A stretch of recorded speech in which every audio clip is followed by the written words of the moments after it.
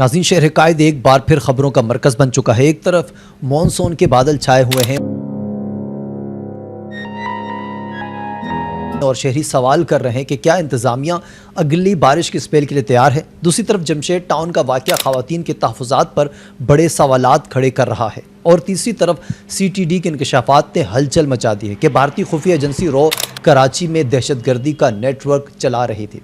यानी एक ही शहर लेकिन तीन बड़े चैलेंजेस, एक कुदरती आफत, ख़तरे का बाइस, समाजी बिगाड़ की तल्ख़ हकीकत और बैरूनी दुश्मनी की गहरी जड़ें। सवाल ये है नाज़रीन कि कराची को ज़्यादा ख़तरा बारिशों से है, माशरती रवैयों से, या फिर दुश्मन एजेंसियों से। आज हम इन्हीं तीनों पहलुओं पर बात करेंगे ख़बरों और तज़किये के साथ। अस्सलाम वालेकुम, आप देख रहे हैं हक़ पाकिस्तान न्यूज़ और मैं हूँ काशिफ़ रज़ा। तमाम दोस्तों का बहुत शुक्रिया जो हमारी वीडियोस को देखते हैं, पसंद और शेयर करते हैं।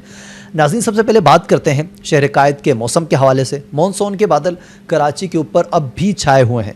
कहीं कहीं हल्की और कहीं तेज़ बारिश हो रही है, कहीं बूंदाबांदी, और शहरी हर रोज़ इसी सवाल के साथ जागते हैं कि आज शहर में क्या होने वाला है। क्योंकि कराची में बारिशों का सिलसिला फ़िलहाल थम तो चुका है मगर ख़तरा टला नहीं है। आज सुबह मुख्तलिफ़ इलाकों में हल्की और तेज़ बारिश और बूंदाबांदी हुई, मगर महकमा मौसमियात ने वाज़ेह कर दिया है कि फ़िलहाल तेज़ बारिशों का कराची शहर में कोई इम्कान नहीं है। अगला सिलसिला 27 अगस्त को मुतवक्को है, जो 3 दिन तक रह सकता है। शहर का दर्जा हरारत मुतदिल है, लेकिन नमी की वजह से हब्स का एहसास बढ़ चुका है। ये सवाल भी उठता है कि हर बारिश के बाद कराची का इंफ्रास्ट्रक्चर क्यों बैठ जाता है। अगर अगला सिलसिला भी शदीद हुआ तो क्या इंतज़ामिया ने तैयारी कर रखी है, या फिर शहरी एक बार फिर गली मोहल्लों में कश्तियाँ चलाते हुए नज़र आएंगे। महकमा मौसमियात का कहना है कि अगले चंद दिन तक हल्की बारिश हो सकती है, शदीद बारिश का इम्कान नहीं है, मगर कराची के बासी जानते हैं कि इस शहर में हल्की बारिश भी निज़ाम ज़िंदगी को मफलूज कर देने के लिए काफ़ी होती है।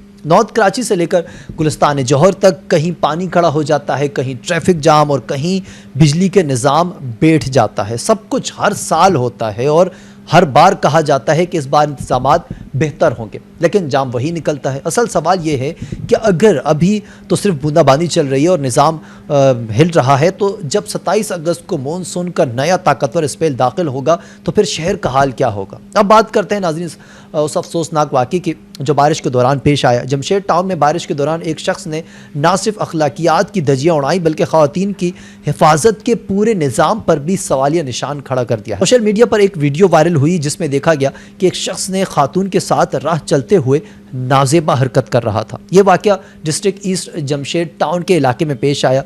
पुलिस ने वीडियो की बुनियाद पर मुलजिम को शनाख्त किया।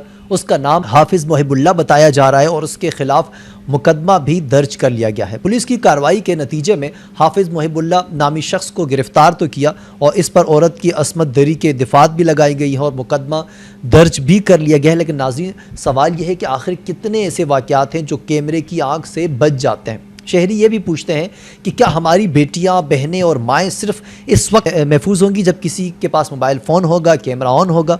इस केस ने एक बार फिर जाहिर किया है कि कानून हरकत में तो आता है मगर ताख़ीर के साथ, और सिर्फ उस वक्त जब दबाव बढ़ जाता है सोशल मीडिया का या फिर किसी और का। सवाल ये पैदा होता है कि अगर ये वीडियो वायरल ना होती, क्या ये वाक़या भी दब जाता? क्या मुतासरा खातून को कभी इंसाफ मिलता? ये वाक़या हमारे माशरती रवैयों पर भी रोशनी डालता है, जहाँ ख़वातीन के तहफ़्फ़ुज़ के दावे तो बहुत किए जाते हैं, लेकिन अमली तौर पर ऐसी हरकतें बार बार होती हैं। पुलिस ने बर वक्त कार्रवाई की, लेकिन सवाल ये है ये सब इक़दामात सोशल मीडिया के दबाव के बग़ैर भी होते हैं या नहीं।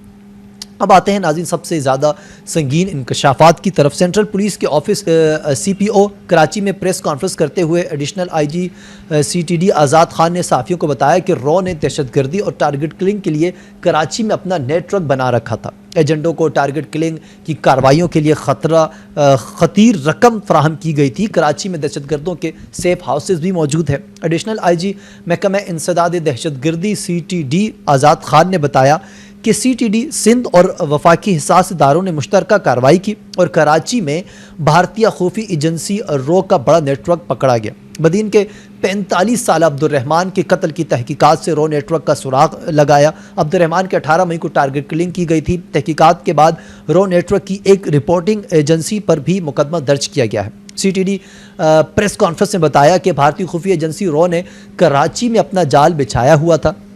4 ایجنٹس کو گرفتار کر لیا گیا ہے، ٹارگٹ کلنگ اور دہشت گردی کے منصوبے پکڑے گئے ہیں اور اس نیٹ ورک کی مالی معاونت کے شواہد بھی سامنے آ چکے ہیں۔ خلیجی ممالک میں بیٹھا ایک شخص پاکستان میں موجود ایجنٹس کو پیسے بھیج رہا تھا اور یہ رقوم بینکنگ چینلز کے ذریعے منتقل کی جا رہی تھی۔ آزاد خان نے بتایا کہ رو کے ایجنٹ سنجیو کمار اور فوجی نے خلیجی ریاست میں کام کرنے والے پاکستانی سلمان اور ارسلان کو ایجنٹ بنایا۔ سلمان نے عمیر، سجاد، عبید اور شکیل پر مشتمل ٹارگٹ کلرز گینگ بنائے۔ رو نے دہشت گردی اور ٹارگٹ کلنز کے لیے خطیر رقم فراہم کی۔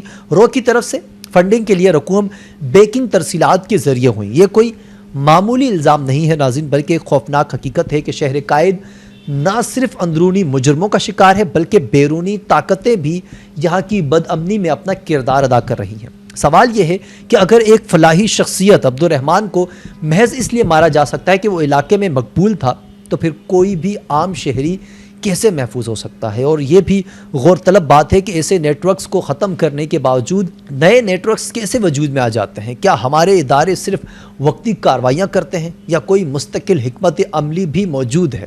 اب ان تینوں پوائنٹس کو اگر ایک ساتھ دیکھا جائے تو تصویر بہت واضح ہو جاتی ہے۔ ایک طرف خواتین کا عدم تحفظ ہے، دوسری طرف دشمن ایجنٹس کا گہرا اثر و رسوخ، اور تیسری طرف قدرتی آفات یا بارش جیسی عام صورتحال کے سامنے انتظامیہ کی کھلی نااہلی۔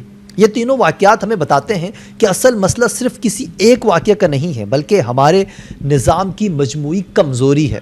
اب یہ ہم سب کے لیے لمحہ فکریہ ہے کہ ہم کب تک ہر واقعے کے بعد بس مذمت کرتے رہیں گے؟ کیا ہمارے ادارے اتنے مضبوط ہیں کہ مستقبل میں رو جیسے نیٹ ورک کو جڑ سے ختم کر سکیں؟